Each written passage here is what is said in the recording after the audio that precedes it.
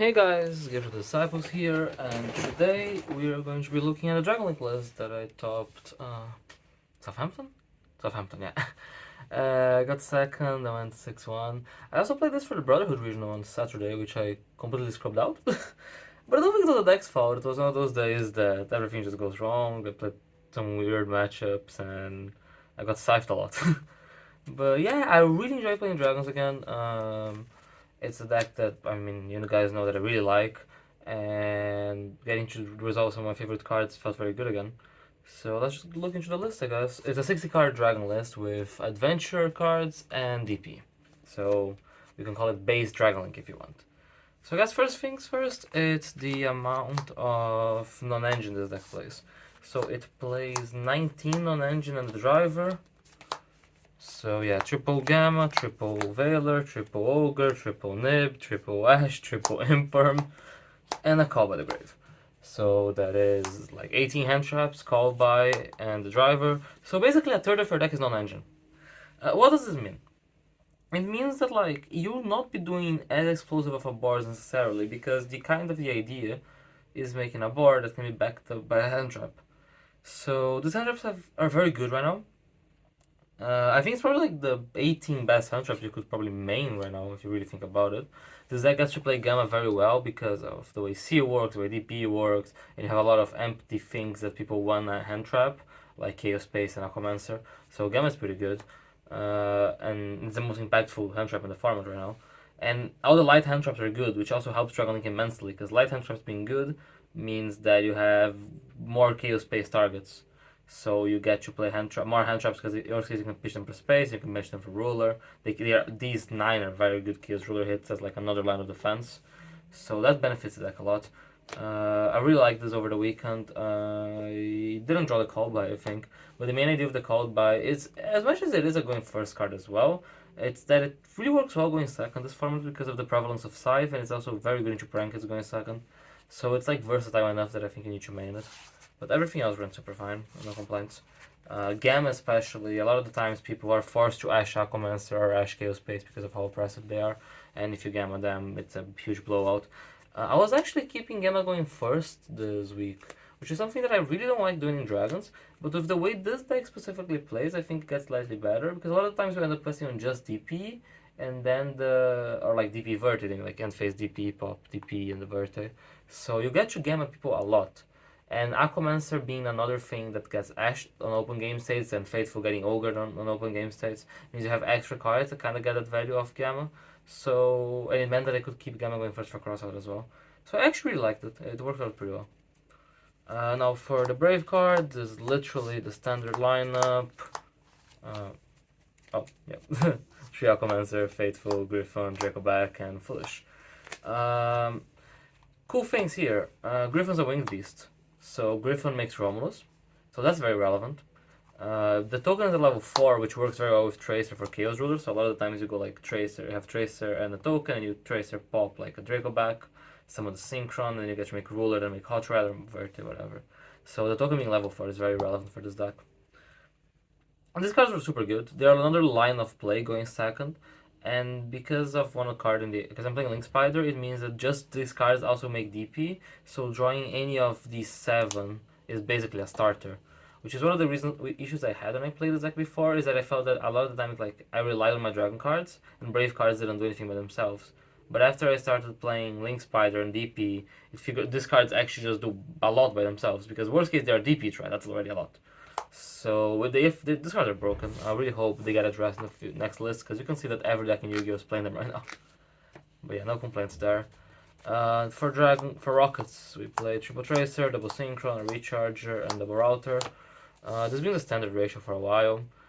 Tracer is very good in this deck, because you need more good normal summons. Is a thing this deck lacks, because Seafert really sucks with the Brave cards. Tracer though is pretty decent, because you can normal Tracer, you can get boot, and you can go to Striker Dragon Pop itself and get Tracer back, and then boot the Tracer if you have like a Brave card, for example, right? And then you have the level 4 token, the level 7, and the Tracer. You go Tracer Pop Draco back, you summon like a level 1 Tuner, and then you already have enough for like Chaos Ruler and Hot Rod. Like you can keep going from there. So that's pretty cool. Synchron is again very good follow-up piece. this effect normal summon, this came up a lot, even though there's a Brave deck, turn 3, usually like your seal floats into Absol and you have this. And being a level 1 tuner, it works well with Griffin because you can just make Chaos Ruler of those two. Recharger is huge in this deck because Recharger doesn't actually just reborn a Dark Dragon, it reborns a Dark. So this has a very cool line that, for example, if you get Nibiru on your Verte and you have a seal, you can go seal float into Red Eyes reborn Striker Dragon pop itself and recharge itself target Recharger. You add Recharger, go Recharger effect, target the Striker, and you summon the Verte back. So it makes this deck a lot more versatile to nib, and the Recharge effect really comes up. Cool thing, you actually need to be aware when you banish Striker Dragon now. Because back in the day, it was correct to basically almost always banish Striker because you want to Chaos Space it. But because of the Verte Recharge interaction, you need to be aware what you're doing with it. And then for other normal summons, Black Meadow is the best one by far with the random D. I played a 1-for-1 as well. I really just want more copies of this card. Being a 1 card linked to Dragon is extremely strong, and this is what this card does. 1-for-1 is of course worse, but it's an extender. There's a lot of good discards in this deck with Aquamancer and with Absoluter. So it does work, does do that. If you play Brotar, it's another good target for this. I think the only time that I drew this, I also had drawn this, but it's actually just an extender. Just pitch like a dead card and summon Dragon. So, I mean, it worked. Red MD is also cool for the seal play that I talked about, so that's relevant. No complaints. This is like the card you want to open, basically. Like Black Meadow is the best way to start your plays. And then Sif Levy. I don't know. This deck had like 2 Sifr at a point. I cut 1-for-1. We cut one of them for 1-1-for-1. Because the idea is like if you have Levy, you can seal float into this or Ravine send this. I don't even know if this comes up enough to justify playing this card. It's not bad when you don't draw Brave cards, just because when you draw Brave cards, this is basically a vanilla. So you could try playing like Brotar over this. And I think there is an argument you can still just play Levy without the Seaford. Like, you can still Chaos Space for this, because you play a decent amount of light hand traps, and Dark Crash at Levy near comes up a decent amount as well. So I think Levy is just fine. But maybe you can play Brotar over Seaford or like Dragon Shrine or some other dragon cards basically, because this was pretty underwhelming. But most of the time I was just normal summoning this and making Striker with it. So yeah. And then speaking of underwhelming, this deck had one Noctu. I don't really know, man. I wish I had a good reason. I don't. I like Noctovision as a card, but in this deck you don't have as many dragons, so this card is kind of bricky because if you don't have a starter, this is also like a dead extender. So definitely cutting this. This needs to be something else. This is like a very good value extender, but I would rather just have something that works all the time. We'll see what we do. But yeah, I mean, when it works, Nocto's great, but I just don't think it's needed in this version. And then black and white. These are very good, as usual. They are the chaos-based targets. Drawing this is fine. Black is a lot better now because you are on way more light hand traps, so this card is less of a brick. And yeah, you can add them off Seaford if you draw your one off Seaford, I guess. Then triple Chaos Space, triple Quick Launch. I don't think I need to talk about these cards. If you play dragons, you know how good all of them are. Boot Sector and a Dragon Ravine. The cool thing about the Boot Sector in this deck is that because of Brave cards, a lot of the time you don't have to Tracer Pop Boot. You get just go Tracer Pop Draco back or Tracer Pop Faithful Adventure. So that means that you get to stay with the Boot Sector. The deck has a lot more staying power because this basically has to be removed, otherwise next turn you just so charge everything back. That's pretty cool. And then the DP package, Dasher, Celestial, Double Fusion Destiny. I really like this.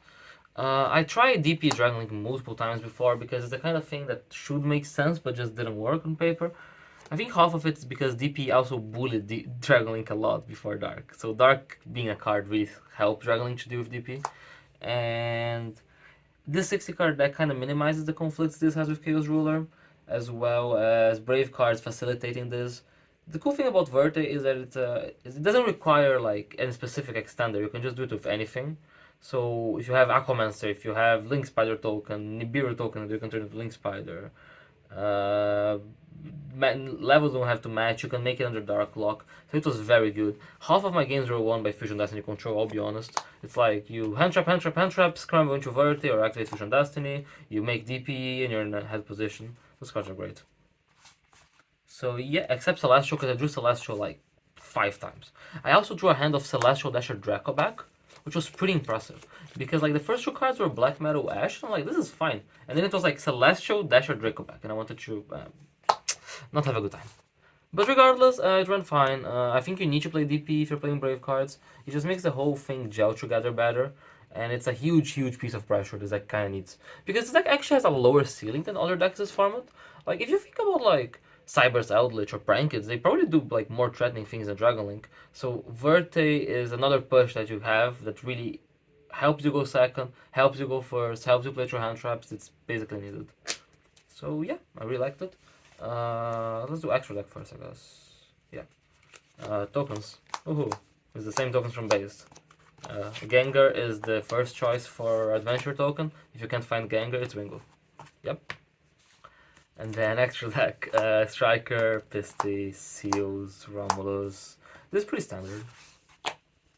One Dark. Oh, I pulled a Starlight from my entry packs. That was a good value of the day. So Dark is very good. Dark has some very cool utility things.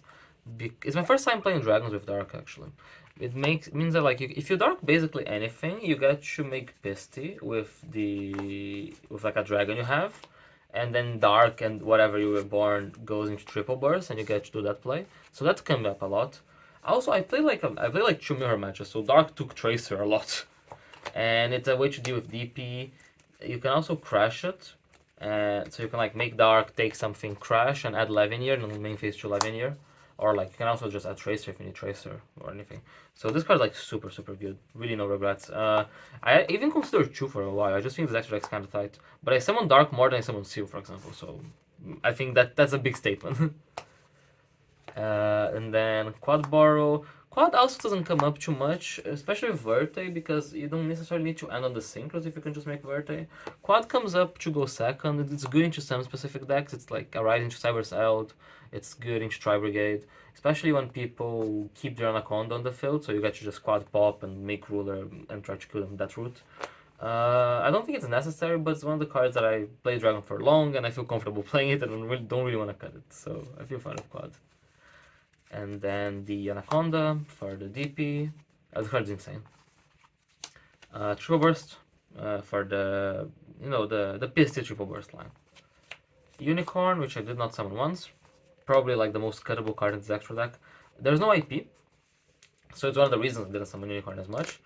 I couldn't fit IP because I wanted to play the Link Spider, but Unicorn by itself wasn't really coming up, so maybe this can be something else. The one cool thing, I guess, with Unicorn is that people against Dragons actively try to not pop their DP because they are trying to play around you going Dark, take their DP.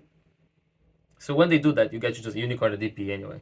So that's kind of like a dynamic that's Unicorn's cool for. It's also a way to remove things if you're like Dark locked and trying to go for game. So yeah, it's not the worst, it just didn't come up. Access code, I also don't remember summoning this much, but this is relevant of course. It's a way to kill people and it turns like 2 dragons into game. It's just good. And the one Link Spider is super cool. It means that just Brave cards can turn into Verte. It means that if you get Nibiru and you're not Dark locked, you have halfway into a Verte.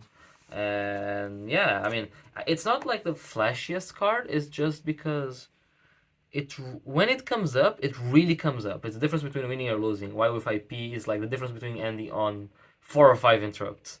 So I thought Spider was more relevant, and I think I was right, so I'm pretty happy with that choice. And then the Synchros, the Man, the Myth, the Legend. This card milling Aquamancer is actually just disgusting. It should not be legal.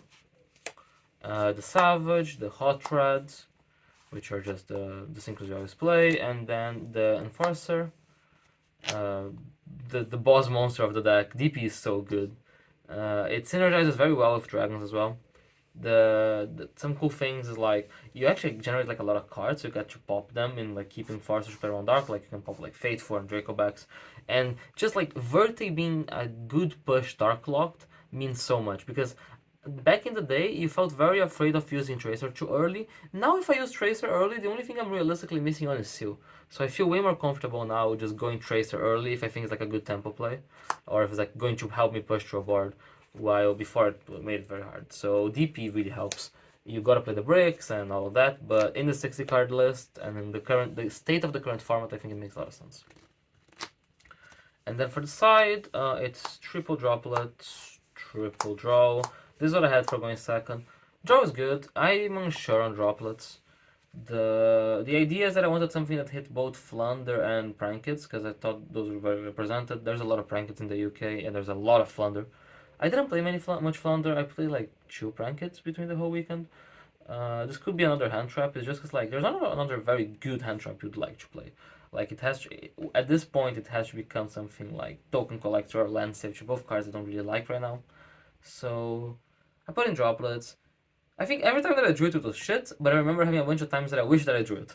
So it might just be like didn't come in the right time. But other than that, this run fine.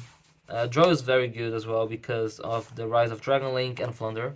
So having a card for that matchup is cool. Also, siding draw means you can side one in for crossout going first. Speaking of the devil, quick crossout. I think it's my first time ever playing this card in a tournament. I resolved it like twice. I crossed out at an imperm and I crossed out at the right. It was cool. The theory behind this is that it's kind of better than talent because it's better into nib, which is like the main thing you realistically care when you're going first playing dragons. And if they don't hand trap you, it's always a live trap because every good deck plays brave cards. But I played a bunch of weird decks, so like I played Tri Brigade and I played Striker, so I just wish this was talents for this weekend. But I can see the point of crossout. I think if there's ever a format this card is gonna be good, because it's a card that I don't generally like, I think it's right now. And it's pretty versatile. It's decent going. It's if that thing like it's good going first, even if you don't get hand trap. While talent is like higher risk, higher reward. So you could play either. I didn't draw it too much. I need to draw it more and play more to draw conclusions on it. But it wasn't as bad as unexpected, because I had dreadful expectations. I hate this card. And then I played actually a lot of background removal. It was triple cosmic, triple twin. Oh, this is the goof shot. They're all ulti. Uh, the idea with cosmic is that it's another side in for Scythe decks, so Cyber's out and PK. Because if you look at the rest of the side, right, like there is not actually a lot for PK, because I think PK kind of sucks.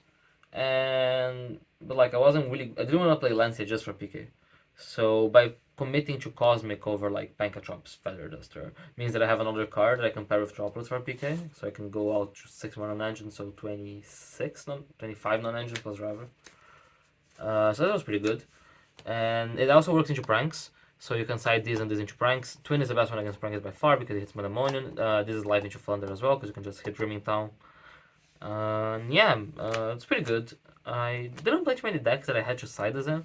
I drew this into Cyber Cell like twice. Once it won me the game, the other time he had a judgment for it. And yeah, I think that's it mainly. The list is pretty straightforward. I think the biggest difference is that I'm not playing Rose Dragons, right? So the whole theory of Rose Dragons is like, yes, you're absolutely nuts going first. Like if you get to open like right and a Rose Dragon and you do that and you make Riser and you dump Snow and then you make Seal and you get to getting Pisty Striker arrows like nuts. But I think that they aren't good enough going second.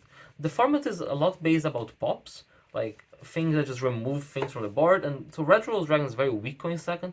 Base was a massive break, of course. Rocks Rose conflicts with Brave cards, so I really didn't like them in this deck. So the idea is that you can just use the Brave cards instead as Tracer material. Once you had to Tracer, you just use them to synchro off with Tracer. So in that sense, I think that it went super well. I think like you lower your ceiling, but we are at the stage in the format that ceiling is not as important as reliability. And compared to some of the other 60 card piles, the deck plays way less bricks. Like it has Draco back, Boot Sector, Celestial Dasher. If you compare to like Based or to Tiny Brave or all of those things, you play way less shitty cards. You need to go lower in ceiling, but you don't need to do everything. You just need to do enough. And Dragon Link is very good at doing enough. So it was very good. It was very enjoyable to play as well. It's a hard deck because of Chaos Ruler, because of Chaos based draws. Every hand kind of plays differently. You gotta decide what you play around, how do you play around certain things. So that was very fun because it's been a while since I played Dragons, but I'm still very happy to top. So yeah, shout out to Cormac for coming over from Ireland and also playing the same deck. And I sacked him on Swiss. And to Deadly Sebastian because we kind of took his list this time, which is fair because he's been taking my list for forever. And yeah, all the boys that went for the double regional weekend had an absolute blast. Both Saturday and Sunday was super fun. I'm looking forward to the NI Open in 2 weeks. I don't know if I'm going to be playing this, what I'm going to be playing. It's probably going to have Brave cards, probably going to have 60 cards, and we're going to see what's going to be there. And yeah, so check out our sponsors at MetaMats, Card Market, Not Gamers Apparel, and the Brotherhood Games. Also, big up to Mike from Brotherhood for hosting the regional on Saturday. Ran super smoothly, insane prizes. Like first place got like half a case, which is mad for a European regional. For example, for second place on Saturday, I got like half a box. I can't really complain because I did pull like 4 secrets and then I pulled a stylish on my entry packs. But regardless, Mike's pricing is insane. He does such a good job. If you guys need cards or anything or located in the UK, give him a shout. And yeah, that's mainly it. Check out our other content. Got a lot of deck profiles coming out this week. And if you're not subscribed, please subscribe. We will have I don't know. I thought I had a statement here. I don't. People don't subscribe. A lot of the views, especially views like this, like deck profiles. So if you like this, and we're probably gonna do a Dragon Link combo video. So in case we get a good amount of views on this one, and you guys want it in the comments, let us know because I can do one of those combo videos, like the one I did for Base, then I do for Dragon Link. And if you want coaching, I'm doing a lot of MetaFi sessions right now. It's been extremely fun. I really enjoy doing it. A couple people in the region approached me about it, so I thought it was really funny. So yeah, I do MetaFi coaching. My link is in the description. I do Dragon Link based whatever deck that I know how to play enough, and I think it's pretty cool. So if you're interested, just give me a shout. And yeah, have a good day, everyone. See you.